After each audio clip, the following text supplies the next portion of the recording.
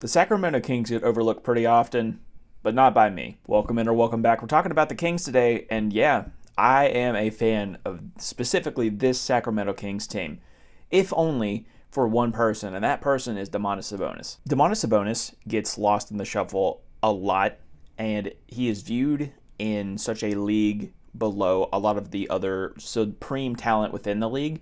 And while I don't think that he is like this Giannis or a LeBron or anything like that, if we're talking about how the game is played now at an elite level, someone who has like a team that has a hub offensively like a Jokic, Domantas Sabonis is right under that level. I've said for a really long time that the ladder of this goes Jokic, Domantas Sabonis, Alperen Şengün, and then everyone else in the league. I think that he is that good of a talent.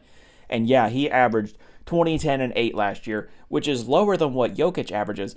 But if Domantas would shoot like 7 more times a game, we're looking at essentially the exact same stats. So close, in fact, that you couldn't pick who was who. Also, a side note, I've been watching the Starting Five documentary on Netflix. I think it's really good. You should check it out. But Domantas Sabonis, I think, is getting that Kirk Cousins shine when quarterbacks came out. Kirk Cousins was viewed in this light that he wasn't previously seen in beforehand. And I think Domantas is getting a little bit of that. He has shown more personality in this doc. He's shown to himself to be a leader in this doc. It's really good. Go check it out. But I do love the way that this team is constructed and it operates. And having the two-headed monster of Domantas Sabonis and De'Aaron Fox is so potent and so deadly for the league, because De'Aaron Fox probably averaged the quietest 26, 5, and 6 with 2 steals in the entire league. I had to look it up and verify it 2 different times because I myself didn't even believe it. The Kings get overlooked a lot, especially when it comes to the landscape of California basketball. Obviously, historically, the Lakers and the Warriors have been head and shoulders above the rest of them.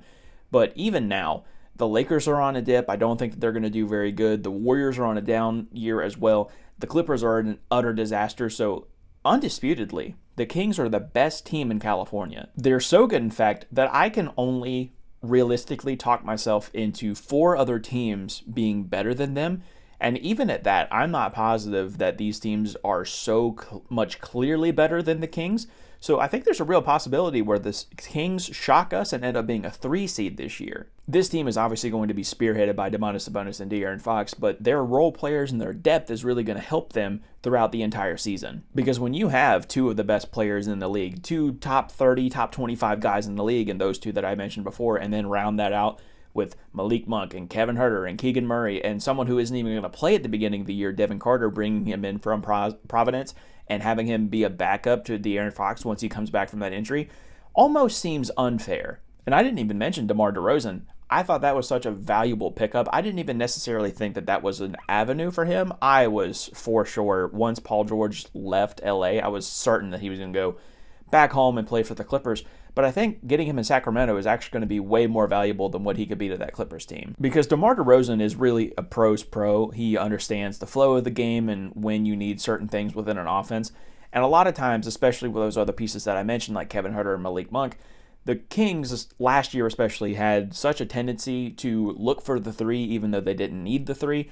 And DeMar and his veteran presence, I would have to imagine, is going to be able to slow the game down when needed. And if you need a bucket, he's going to be able to get you that bucket. I do have some pretty high hopes for the Kings. I don't necessarily think that they are the best team in the West, but I think that they are one of the only top teams in the West that actually got better. Because, I mean, if we're looking down the list of Western Conference contenders, not a whole lot of other people made a bunch of moves or anything of the sort. Because if you look at, say, the Nuggets, they didn't do anything that was so above board that they were able to jump into an absolute favorite in anybody's mind.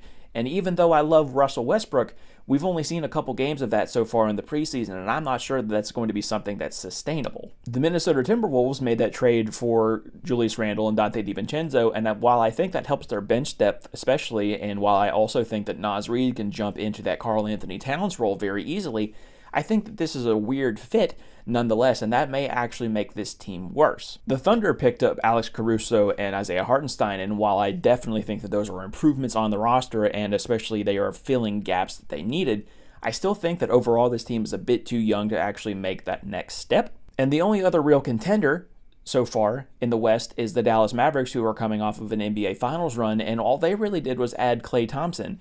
And again, we're so far early in on this preseason that we aren't actually sure how effective that's going to be in the long run. So if we could see another season of Domantas Sabonis being a walking triple-double and De'Aaron Fox averaging 25, 5, and 5, I don't see how they couldn't lead this team into a home court advantage team in the playoffs. I will say at the end here, I am just a tad bit biased in my appreciation for the Sacramento Kings.